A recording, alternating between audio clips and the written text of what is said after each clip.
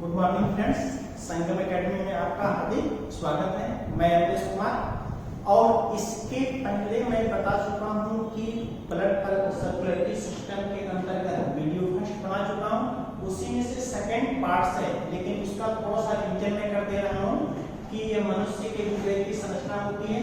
ये दोनों वाले पार्ट्स ऊपर वाले को हृदय और नीचे वाले को नीले कहते हैं और इसी में क्या होता है, इस भाग में अशुद्ध रुधिर आता है, अशुद्ध रुधिर आता है और यही अशुद्ध रुधिर ट्राइकास्पिड वाल्व के द्वारा आता है और इधर शुद्ध रुधिर होता है, शुद्ध रुधिर होता है। और यही शुद्ध रुधिर क्या होती है, विशेष प्रकार की धमनी होती है जिसे दैनिक महाधमनी के द्वारा शरीर के विभिन्न भागों में संचालित कर दिया जाता है। और इस प्रकार से ये सारी चीजों को वीडियो फर्स्ट में मैंने बता चुका था और उसी के आगे से संरचना होती है कि इसके बाद से पहला पार्ट आता है हृदय की ध्वनि, हार्ट साउंड। तो हार्ट साउंड जो होता है कि जब वाल्वों के बंद होने से होता है, हृदय की जो ध्वनियां होती हैं वाल्वों के बंद होने से होता है। जैसे ही प्रेशर बढ़ता है वह क्या होता है, वाल्व नीचे की ओर उठ सकते हैं और पुनः जब बंद होते हैं तो क्या होता है, हृदय की जो आवाज आती है उसी को हृदय की ध्वनि कहते हैं और इसी ध्वनियों को पिक करने के लिए स्टेथोस्कोप का उपयोग किया जाता है। और हृदय की सबसे पहला वाल्व होता है, इसको ट्राइकास्पिड वाल्व कहते हैं। हृदय की प्रथम ध्वनि को लब और द्वितीय ध्वनि को डब के नाम से जानते हैं। और यह लब की ध्वनि जो होती है त्रिवर्णीय कपाट के बंद होने से उत्पन्न होती है और डब की ध्वनि क्या होती है, द्विवर्णीय कपाट के बंद होने से उत्पन्न होती है। लेकिन सदैव ध्यान दीजिएगा, हृदय के प्रथम ध्वनि को लब कहते हैं और हृदय की द्वितीय ध्वनि को डब कहते हैं और इन्हीं ध्वनियों के द्वारा ट्राइकास्पिड और बाइकास्पिड के द्वारा उत्पन्न होती है और इसका अंकन स्टेथोस्कोप के द्वारा किया जाता है। इसी के बाद से आता है कि हृदय चक्र गति, हृदय चक्र गति इसे कहते हैं। तो हृदय चक्र का अभिप्राय होता है, यहां से आप देखिएगा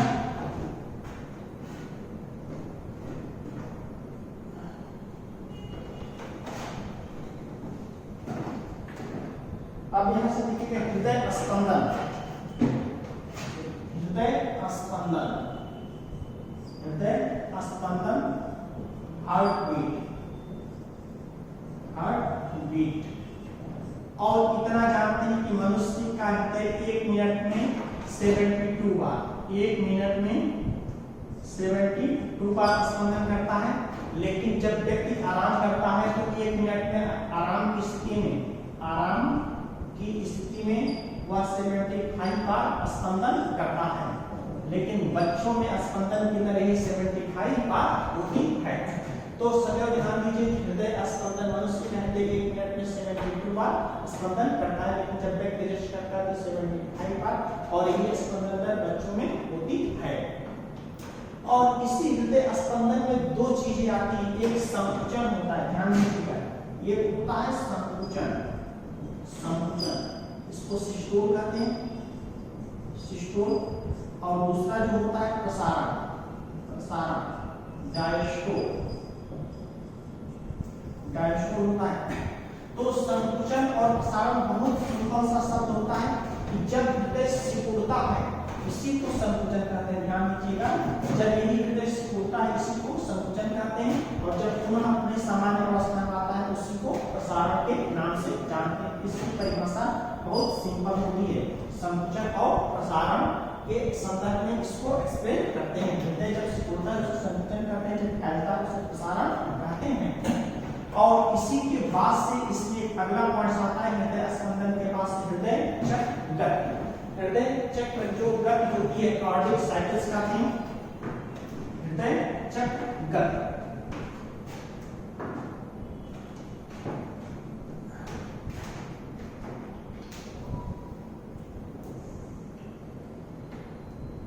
हृदय चक्र गति, हृदय चक्र गति इसी को कार्डियक साइकिल कहते हैं,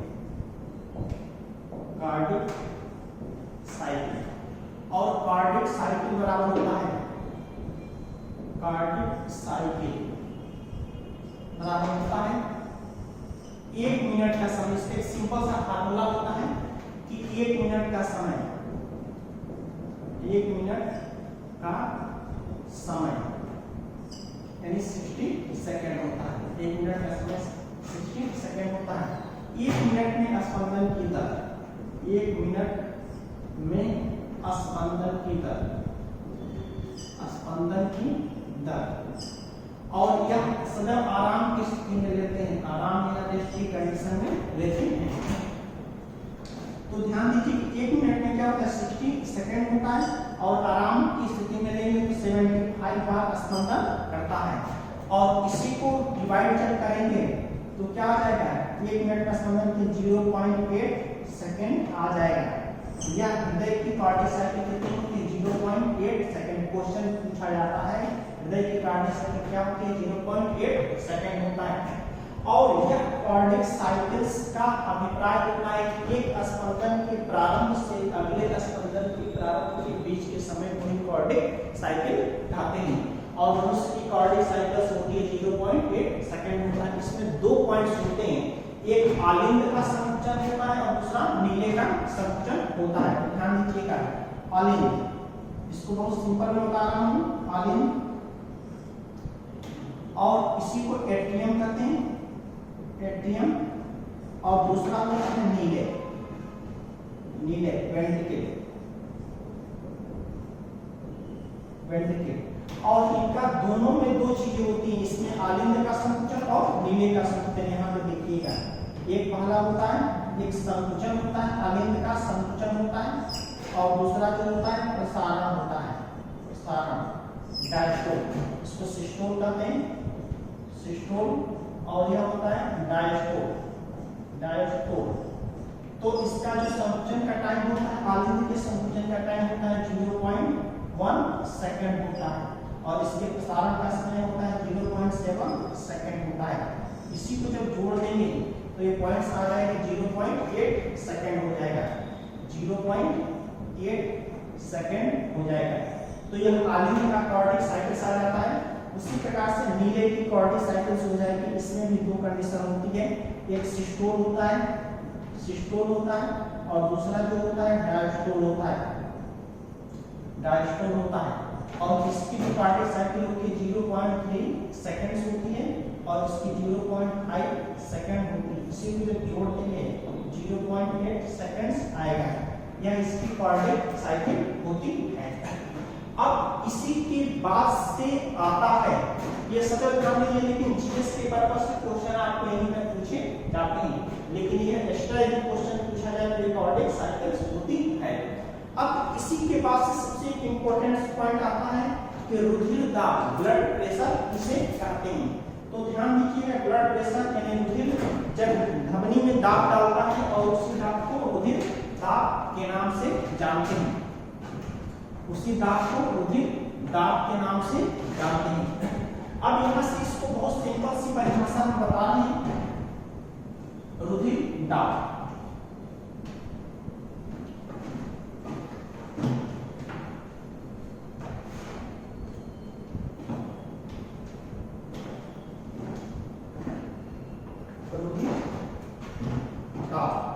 ब्लड प्रेशर, रुधिर दाब, ब्लड प्रेशर, प्रेशर, इसी को बीपी संक्षेप में कहते हैं, रुधिर दाब। और इसकी परिभाषा होती है कि जब रुधिर धमनी की दीवारों में दाब डालता है उसी दाब को रुधिर दाब कहते हैं। और इसको एक फिगर से समझ लीजिएगा,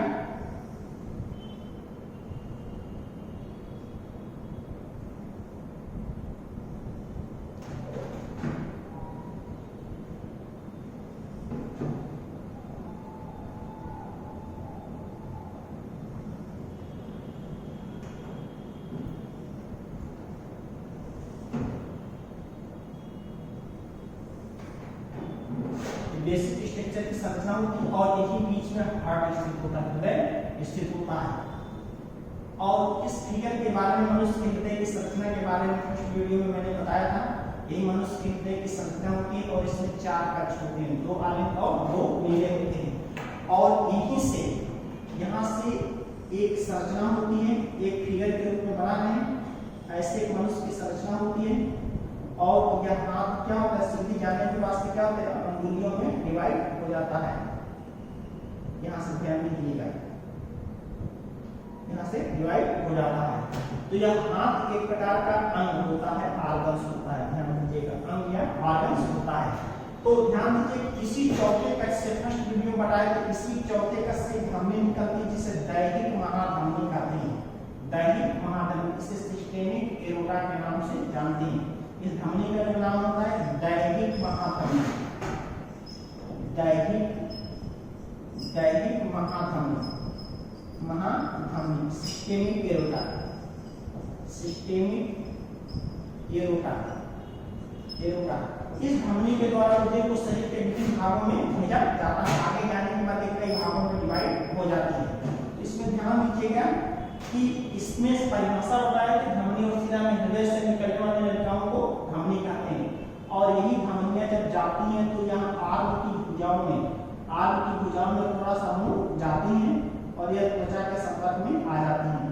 और इसके बाद से पुनः क्या होती है, बीचों बीच होकर चली जाती हैं।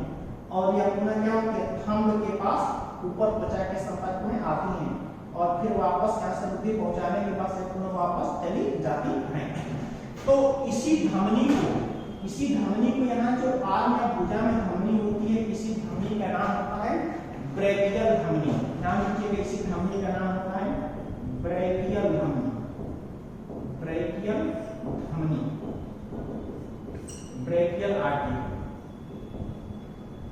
ब्रैकियल आर्टरी होती है, ब्रैकियल धमनी होती है। तो ध्यान दीजिए, जैसे ही रुधिर यहाँ से संकुचन होगा, इसी चौथे कक्ष का संकुचन होता है। मैंने बताया था कि चौथा कक्ष के संकुचन से रुधिर शरीर के विभिन्न भागों में जाता है। तो जैसे ही यहाँ संकुचन होगा, चूंकि रुधिर का दाब अन्य जगह नहीं विस्तृत होता है, क्योंकि धमनी जो होती है वह क्या होती है, शरीर के गहरे भागों में स्थित होती है, त्वचा के संपर्क में आती है।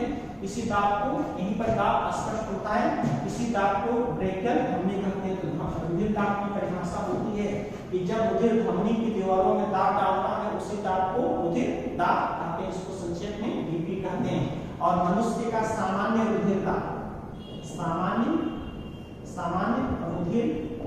रुधिर दाब जो होता है 120 mm Hg/80 mm Hg होता है। यह मनुष्य का सामान्य रुधिर दाब होता है।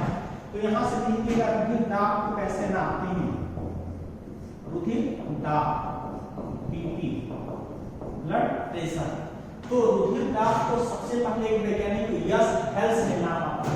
रुधिर दाब को सबसे पहले ध्यान दिया, यस हेल्स नामक वैज्ञानिक ने नापा था। यस हेल्स नामक वैज्ञानिक ने नापा था। कब नापा था? 1773 में ईस्वी में नापा था। और किसमें नापा था? घोड़े में नापा था। रुधिर दाब को क्वेश्चन पूछा जाता है, किसमें नापा गया था? घोड़े में नापा गया था। और जिस जन और मनुष्य और सामान्य बीपी क्या होती है? 120 mm Hg/80 mm Hg होती है। तो ध्यान दीजिए, मनुष्य की नॉर्मल बीपी होती है, सामान्य बीपी, ये सामान्य बीपी है। और जिस यंत्र से रुधिर दाब को नापा जाता है, यह क्यों कम कब होता है, कब अभिन्न होता है, इसको रैपिड काउंटर। और जिस यंत्र से नापा जाता है, उस यंत्र का नाम होता है, रुधिर दाब को नापने का जो यंत्र होता है, स्फिग्मोमैनोमीटर।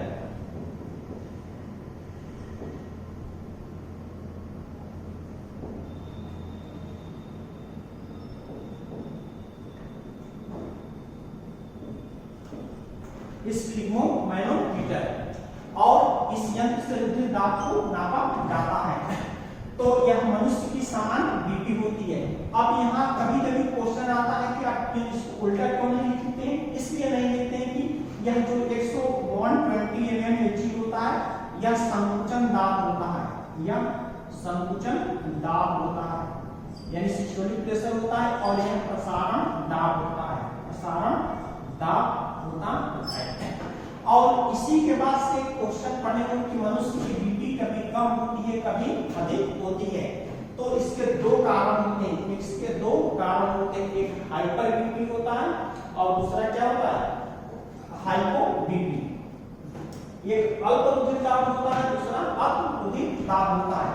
एक अति रुधिर दाब, अति रुधिर दाब, रुधिर दाब, दाब। Hyper blood pressure, hyper blood pressure, pressure. और इसी को हाइपर बीपी कहते हैं। और मनुष्य की हाइपर बीपी जो होती है वह 150 mmHg और 90 mmHg होती है। यह बहुत ही हानिकारक कंडीशन होती है। और इस हाइपर बीपी के बढ़ने के कारण होता है कि मानसिक तनाव, क्या होता है, मानसिक तनाव, भावुकता, मादक द्रव्यों का प्रयोग आदि कारण हो सकते हैं। और इसमें डिनेगेट्स क्या होते हैं, जो शरीर के अन्य अंगों के जो ध्वनियां होती हैं जो स्ट्रांग होती हैं, मजबूत होती हैं, इसलिए इस दाब को एडॉप्ट कर लेती हैं, सहन कर सकते हैं। लेकिन जो ध्वनि मस्तिष्क में जाती है, मस्तिष्क को हृदय की सप्लाई करने वाली ये बहुत पतली होती हैं और यह अधिक दाब पड़ता है तो यह फट जाती हैं, जिसके कारण ये क्या होता है, मनुष्य का हृदय, मनुष्य में ब्लास्ट हो जाने का मनुष्य की मृत्यु भी हो सकती है। दूसरा जो बी होता है, जो बी होता है अल्प रुधिर दाब, अल्प रुधिर दाब होता है, रुधिर दाब होता है। इसको हाइपो भी, hypo, hypo blood pressure, blood pressure कहते हैं। अब मनुष्य की जो हाइपर बीपी होती है 100 mmHg 50 to 60 mmHg होती है। और इसके मुख्यतः दो कारण होते हैं अल्प रुधिर दाब के, क्योंकि यह जब अधिक हो जाता है तो शरीर के अन्य अंगों में हृदय की सप्लाई हो नहीं पाती, जिसके कारण ऑक्सीजन का संवहन नहीं हो पाता है। इसका क्या होता है, अधिक लंबे समय से बीमार या बहुत अधिक उपवास की कंडीशंस में यह स्थिति होती है। इसी के बाद से इसी हार्ट के संदर्भ में आता है एक शब्द आता है ECG, एक शब्द आता है ECG, ध्यान दीजिएगा, EC और G ये बहुत इंपॉर्टेंट शब्द होता है। इसका पूरा नाम होता है, ECG का पूरा नाम होता है इलेक्ट्रोकार्डियोग्राम होता है, इलेक्ट्रोकार्डियो, इसका पूरा नाम होता है इलेक्ट्रोकार्डियोग्राम, कार्डियोग्राम। इसका कई बार क्वेश्चन पूछा जाता है ECG का पूरा नाम क्या होता है, इलेक्ट्रोकार्डियोग्राम। तो ध्यान दीजिए इलेक्ट्रोकार्डियोग्राम किसे कहते हैं। इसका अभिप्राय होता है कि हृदय की अनियमितता की जांच करने के लिए एक यंत्र का प्रयोग किया जाता है और उसी यंत्र को इलेक्ट्रोकार्डियोग्राम के नाम से जानते हैं। तो ध्यान दीजिए इस फिगर में दो प्रकार के वाल्व होते हैं, क्या होते हैं, एसए नोड होता है, दूसरा एबी नोड होता है। यहाँ पे एसए नोड होता है या एबी नोड होता है। यहाँ पे हृदय के नीचे यह ECG का उपयोग कैसे किया जाता है, यह मनुष्य के हृदय की संरचना होती है और इसी में दो कंडीशंस होती है। एक होता है एसए नोड होता है, इसी को पेसमेकर कहते हैं, इसी को एसए नोड होता है और इसी का नाम होता है पेसमेकर होता है। और इस जो इसका मुख्य कार्य होता है आलिंग के संकुचन को प्रसारित करना होता है। यह मुख्यतः इसी को एसए नोड, इसके संदर्भ में बताया कि यदि कभी भी एसए नोड की बात की जाए यह स्थित कहाँ होता है, तो यह मनुष्य के हृदय के दाएं अलिंद में स्थित होता है। इसके अलावा अन्य किसी भी प्राणी का नाम लेकर पूछा जाए तो एसए नोड या पेसमेकर स्थित कहाँ पे होता है, एसए दाएं अलिंद में स्थित होता है। और इसका मुख्य कार्य होता है हृदय के स्पंदन को प्रारंभ करना होता है।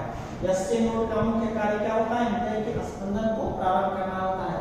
और इसी में जब कोई भी खराबी आने लगती है, इसके खराबी के कई कारण होते हैं, मादक द्रव्यों का प्रयोग क्या होता है, एक रूमेटिक फीवर होता है जो इस वाल्व को खराब कर देता है।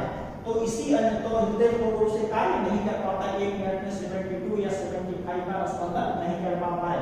तो इसी अनियमितता की जांच करने के लिए यंत्र का प्रयोग किया जाता है, उसी को इलेक्ट्रोकार्डियोग्राम कहते हैं। इसी का नाम क्या होता है, हृदय की अनियमितता की जांच करने के लिए यंत्र का प्रयोग किया जाता है, इसी को इलेक्ट्रोकार्डियोग्राम कहते हैं।